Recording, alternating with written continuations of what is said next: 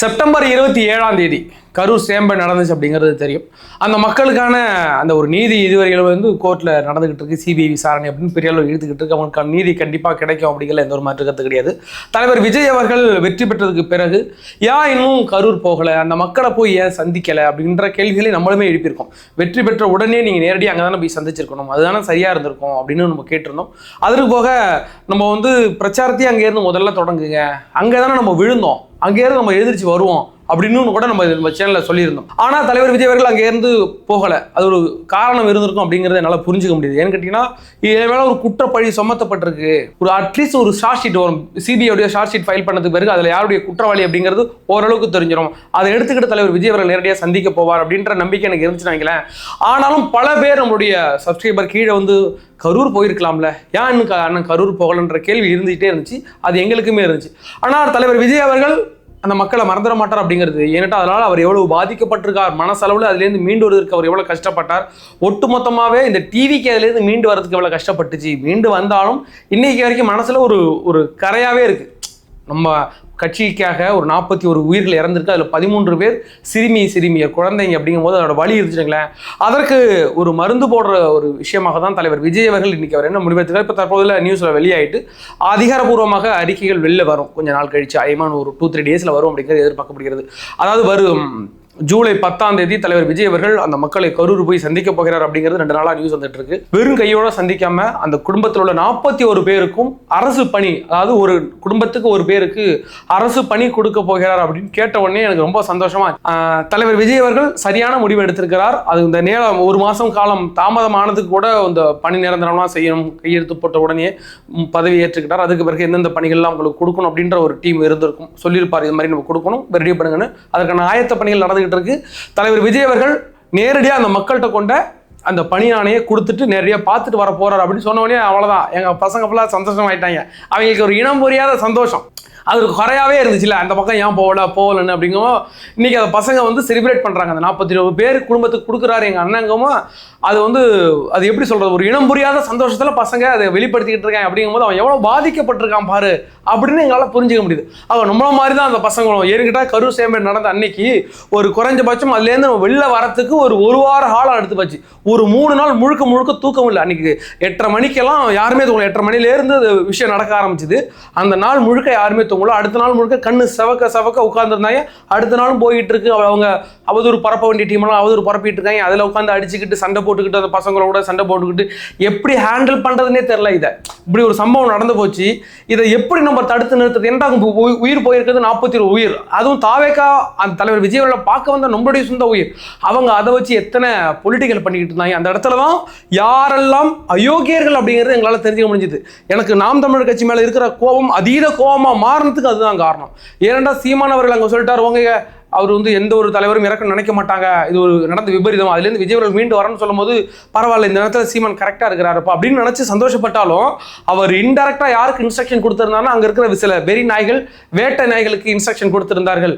இடுமவனம் கார்த்தி, இந்த சாட்டை துரைமுருகன் மாதிரியான ஆட்கள்லாம் அடிச்ச அடி அப்படிங்கிறது இந்த நேரத்தில் ரொம்ப தப்பா பண்றீங்கடா. ஒரு விஷயம் நடந்து விட்டது, அது யார் மேல குற்றம் அப்படிங்கிறது தெரியல. அப்போதான் செந்தில் பாலாஜி மேல குற்றம் சுமத்துக்கிட்டு இருக்கும் போது யார் மேல குத்த இருக்குன்னு தெரியாம நீ உட்கார்ந்து இப்படி தலைவர் விஜய் மேல இப்போ ஒரு அபாண்டமான பழி சுமத்துறது தவறு. ஒரு கேஸ் நடந்து அதுக்கு பிறகு நடந்தா பிரச்சனை கிடையாது. ஒரு மனுஷனை இந்த அளவுக்கு தாக்குறீங்களான்னு அந்த பிரச்சனை அப்படி போயிட்டு இருக்கும்போது திமுக கைகளில் வந்தாங்க, அவர் ரொம்ப தாக்குனாங்க, அதெல்லாம் தெரியும். ஆனா இந்த கேஸ் சிபிஐக்கு போனதுக்கு பிறகு சரி ஒரு மூவ் ஆகுது, என்ன நடக்குதுன்னு பார்ப்போம், யார் குற்றவாளி தெரியும்னு பார்ப்போம். அதுக்கு பிறகு பல விஷயங்கள், பல எவிடன்ஸ் வந்துகிட்டு இருந்துச்சு. ஒரு குறிப்பிட்ட ஒரு வாரத்துக்குள்ளேயே அங்க என்ன நடந்துச்சு அப்படிங்கிறத மக்கள் புரிஞ்சுக்கிட்டாங்க அப்படிங்கிற மிக முக்கியம்.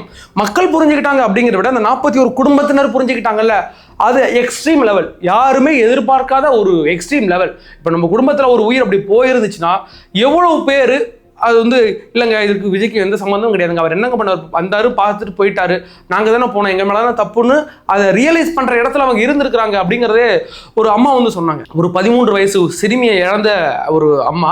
அது என்னன்னா அவங்க தன்னுடைய அண்ணன் பொண்ணு அழைச்சிட்டு போயிருக்காங்க. அண்ணன் பொண்ணு அங்கே இறந்து போயிட்டு மொத்த குடும்பம் அழுதுகிட்டு இருக்கும்போது அவங்க சொல்கிறாங்க, இதுக்கு அந்த பிள்ளை என்ன பண்ணோம், எங்கள் மேலே தான் தப்பு. அந்த எல்லாரும் மாதிரி அவரும் மேடை போட்டு பேச வந்தார். ஒரு அசம்பாவிதம் நடந்துட்டு இதுக்கு யார் காரணம் எங்களுக்கு தெரியுன்ற விஷயம் பேசும்போது அந்த புள்ள ஜெயிச்சுட்டு போட்டோம், அவர் ஜெயிக்க விடக்கூடாதுன்னு தானே இத்தனை பேரை பழி வாங்குறீங்க, இத்தனை பேர் உயிர் போயிருக்கு, அவங்க ஜெயிச்சுட்டு போட்டுன்னு சொல்லும் போது எனக்கு மிகப்பெரிய ஆச்சரியம். 41 குடும்பத்தில் 37 குடும்பத்தினர் இதற்கு தலைவர் விஜய் அவர்கள் காரணம் இல்லை அப்படின்னு சொல்லிட்டு நேரடியாக அவர் விஜய் அவர்கள் சென்னையில் ஒரு வந்து பார்க்க வந்தாங்கல்ல, அன்னைக்கு வரும்போது 37 பேர் வந்திருந்தாங்க, 42 பேர்ல. அப்போ 37 குடும்பத்தினர் அவனுங்க வந்து விஜய் அவர்கள் செய்தது தவறு இல்லைன்னு உணர்ந்து இருக்கிறாங்க. மாறாக திட்டாம கொள்ளாம அவங்களுக்கு சப்போர்ட் பண்ணி அந்த மனுஷன் ஜெயிச்சுட்டு போட்டணும் அப்படின்னு சொல்ற மனநிலை இருந்திருக்காங்கன்னா, அந்த தூய உள்ளங்களுக்கு, புரிந்து கொண்ட அந்த உள்ளங்களுக்கு நம்மளால ஏதாவது செய்ய முடியும்னா கண்டிப்பா செய்யணும், ஆட்சிக்கு வந்தது பிறகு நம்ம செய்யணும் அப்படின்லாம் நினைச்சுக்கிட்டு இருந்தோம். தலைவர் அவர்கள் ஆட்சிக்கு வந்தது பிறகு தற்போது அந்த 41 குடும்பங்களுக்கும் பணியாணை கொடுக்க போகிறார் நியூஸ் கேட்கும் போது ரொம்ப சந்தோஷமா இருக்கு. தாவேக சைடும் சரி, தலைவர் விஜய் அவர்கள் நேரடியாகவும் சொல்லியிருந்தார், அதுபோல கட்சியிலேருந்து பல பேர் சொல்லியிருந்தாங்க, எங்களுடைய வாழ்நாள் முழுக்க அந்த 41 குடும்பத்துக்கும் நாங்கள் துணை நிற்போம் அப்படின்னு சொல்லும் போது எல்லாரும் எப்பயும் சொல்லுவாங்கல்ல, ஏதாச்சும் நேர்ந்து விட்டா நாங்கள் எப்பயுமே துணை நிற்போம் அப்படின்னு சொல்றாங்கல்ல, அதை மாதிரியான கண்டென்ட்டா நிறைய பேர் எடுத்துக்கிட்டாங்க. தோணும், எல்லாருக்கும் அப்படிதான் தோணும். அந்த சமயத்தில் கடைசி வரைக்கும் எங்கள் உயிருள்ள வரைக்கும் இந்த குடும்பத்தோட நாங்கள் நிற்போம் அப்படின்னு சொல்லும் போது அப்படிதான் தோணும். ஆனால் அது வந்து உண்மையாக்கி இருக்கிறாங்க. ஏன்னு கேட்டீங்கன்னா, அந்த சம்பவம் நடக்கும் போது மரியவெல்சன் அவர்கள் முதல்ல வந்து ஒவ்வொரு குடும்பத்துக்கும் நாங்கள் 5000 பணம் கொடுப்போம், அவங்க லைஃப் லாங் நாங்கள் கொடுப்போம் அப்படின்னு சொல்லும் போது உண்மையில பாராட்டக்கூடிய விஷயமா இருந்துச்சு. ஏன்னா ஒரு குடும்பத்துக்கு ஒரு 5000 வருஷம் வாழ்க்கை முழுக்க லைஃப் லாங் நாங்கள் கொடுத்துக்கிட்டே இருப்போம்னு சொன்னாங்க. அதற்கு பிறகு என்ன சொல்லியிருந்தாங்கன்னா, அவங்க எல்லா குடும்பத்திற்கும் நாங்கள் வந்து மெடிக்கல் இன்சூரன்ஸ் எடுத்து தரப்போம், மெடிக்கல் இன்சூரன்ஸ் எடுத்து கொடுத்தாங்க. அதற்கு பிறகு அவங்க குடும்பத்தில் உள்ள பிள்ளைங்க படிக்கணும்னா நாங்கள் இலவசமாக படிக்க வைப்போம், அந்த மரியவெல்சன் ஜேபிஆர் காலேஜில் நாங்கள் படிக்க வைப்போம்னு மரியவெல்சன் மட்டுமே இவ்வளவு நலத்திட்டங்களை அறிவிச்சார். அவர் மேலே நிறைய மாற்று கருத்து இருந்தாலும் இந்த விஷயத்தில் அவர் கரெக்டாக இருந்தார் அப்படிங்கிறது. அதற்கு பிறகு தலைவர் விஜயர்கள் ஒவ்வொரு குடும்பத்திலும் 20 லட்ச ரூபா பணம் போட்டுவிட்டார். அதுக்கு பிறகு அரசாங்கம் அப்பொழுது கொடுத்துருதுன்னு, அரசாங்கம் 10 லட்சம் கொடுத்தது. இதன் தாவேக சைடாக யாரெல்லாம் எந்த அளவுக்கு பண்ண முடியுமோ அந்த அளவுக்கு பண்ணியிருந்தாங்க. அதன் தொடர்ச்சியாக இன்னைக்கு என்னன்னா, தலைவர் விஜயர்கள் நான் வாழ்நாள் முழுக்க உங்களுக்கு நன்றி கடன் பட்டிருப்பேன், உங்களுக்கு அன்னைக்கு நடந்த அநீதிக்கு நாங்கள் துணை நிற்போம், நான் துணை நிற்பேன் அப்படின்ற முறையில தான் இன்னைக்கு தாவேக தலைவர் விஜய் அவர்கள் இந்த 41 பணியாணைகளை கொடுக்க போகிறார். அப்படிங்கும் போது உண்மையிலே மகிழ்ச்சியான செய்தியாக இருக்கிறது. இதுதான் அவர்களுக்கு நீதியா? அதாவது இதுக்கு வந்து நம்ம கொடுத்திருப்பது நிதி சம்பந்தமான இது ஓகே, அந்த குடும்பத்துக்கு ஒரு மிகப்பெரிய ஒரு ஆறுதலாக இருக்கும்ல, எந்த ஒரு மாற்று கருத்து கிடையாது. ஆனா அந்த குடும்பத்துக்கு ஒரு நீதியம் இருக்குல்ல, யார் குற்றம் செய்தார்களோ அவர்கள் தண்டிக்கப்பட வேண்டும். அவர்கள் இப்போது அரசியல் அனாதையாக்கப்பட்டிருக்கிறார்கள் அப்படிங்கிறது நல்லா தெரியும். இன்னைக்கு அவர் என்னென்ன பாடுபட்டு இருக்காரு, சம்பந்தப்பட்ட செந்தில் பாலாஜி என்ற நபர் என்னென்ன பாடுபட்டுக்கிட்டு இருக்காரு அப்படிங்கிறது கண் கூட பார்த்துக்கிட்டு இருக்கு. கர்மா உங்களெல்லாம் சும்மா விடாது, சிறப்பான முறையில் அது தகுந்ததில் வச்சு செய்யும். நீ விதைத்த வினையை கண்டிப்பாக நீ அறுவடை செய்வ, அதற்கான இது நடந்துகிட்டு இருக்கு, கர்மா உங்களை சிறப்பாக செஞ்சுக்கிட்டு இருக்கு. அப்படிங்கும் போது உங்களை அதெல்லாம் சும்மா விடாது அப்படிங்கிறதுல ரொம்ப சந்தோஷம். அதற்கு பிறகு நிறைய பேர் கேட்டுக்கிட்டு இருக்கிறது, இந்த ஜனநாயகன் படத்துடைய இந்த ரிலீஸ் தேதியை சொல்லுங்க அப்படின்ட்டு பல காலமாக அதில் காத்துக்கிட்டு இருக்கு. அனில் நேஷன் நாங்கள் அந்த மோடை ஆக்டிவேட் பண்ணுங்க, கட்சி இருந்து போர் அடிச்சு போச்சுங்க, சண்டை ஓட்டுவீங்களோட. நாங்கள் கொஞ்ச நாள் இந்த படம் சண்டை, அந்த படத்தை பார்த்துருக்கோம். தலைவர் விஜய் அவருடைய கடைசி படம், அது எவ்வளோ சிக்கி தவிச்சுக்கிட்டு இருந்தது அப்படின்னு தெரியும். பல முட்டுக்கடை பிறகு அந்த படமே வெளில வந்துட்டு, இன்னைக்கு படமே எல்லாருமே மேக்ஸிமம் பேர் பார்த்துருப்பாங்க. இருந்தாலும் நாங்கள் தேட்டரில் போயிட்டு எங்கள் தளபதியுடைய படத்தை கடைசியாக கொண்டாடணும், அந்த FDVS அந்த மோடுக்கு நாங்கள் போகணும் அப்படின்னு காத்துக்கிட்டு இருந்தாங்க. அதற்கான ஒரு ஏற்பாடாக தற்பொழுது வந்து இந்த ப்ரொடக்ஷன் டீம்லேருந்து ஒரு இன்ஸ்ட்ரக்ஷன் வந்திருக்கு, எங்களுக்கு A சர்டிஃபிகேட் கிடைச்சிருக்கு, தணிக்கை குழு எங்களுடைய அந்த A சர்டிஃபிகேட் கொடுத்துருக்குறாங்க அப்படிங்கிறது தெரிய வந்திருக்கு. இதுக்கு ஏன் அந்த A சர்டிஃபிகேட் அப்படிங்கிறது எனக்கு தெரியல. அதில் வந்து ரொம்ப மோசமான வன்முறையான காட்சிகள் இருக்கா அப்படின்னு எனக்கு தெரியல. நான் அந்த படம் இன்னும் பார்க்கல. அப்படிங்கிற பட்சத்தில் அதில் என்ன பிரச்சனை இருக்குது அப்படின்னா, இவங்க வந்து இந்த படத்தை முடக்கி வச்சிருக்கிறதுக்கு ஒரு காரணம் வச்சிருந்தாங்க. A சர்டிஃபிகேட் இப்போ கொடுத்துருக்காங்க. இல்லை ரத்தம் தெறிக்க கொள்ளவெறியா, நம்ம ஜெயிலர் படம் ரஜினி நடித்த படங்கள் எல்லாமே இப்போ கொள்ளவெறித்தனமாக தான் இருக்குன்னு வச்சுக்கலாம். ஆனாலும் அது மாதிரி படங்களுக்குலாம் U சர்டிஃபிகேட் கொடுப்பாங்க, U and A கொடுப்பாங்க. ஆனால் பாருங்க, தலைவர் படத்துக்கு இப்போ வந்து A சர்டிஃபிகேட் கொடுத்துருக்காங்க அப்படிங்கிறத டீம் அவங்க அறிவிச்சிருக்கிறாங்க. அந்த படத்தில் வேற என்னன்னா, இப்போ போனதுக்கு பிறகு இப்போ படம் ரிலீஸ் ஆனது, தணிக்கை குழுவில் இருக்கும்போது அந்த படம் ரிலீஸ் ஆனதுக்கு பிறகு ஏற்கனவே H வினோத் சொல்லியிருந்தார், எங்கள்கிட்ட வேறு ஃபுட்டேஜெலாம் இருக்குது, நாங்கள் கட் பண்ணி எடுத்த ஃபுட்டேஜெலாம் இருக்குது, அதனால் அங்கே கிளைமேக்ஸை மாற்றி சில காட்சிகளை மாற்றி கூட அங்கே படம் ரிலீஸ் பண்ண முடியும் அப்படின்னு சொல்லியிருந்தார்.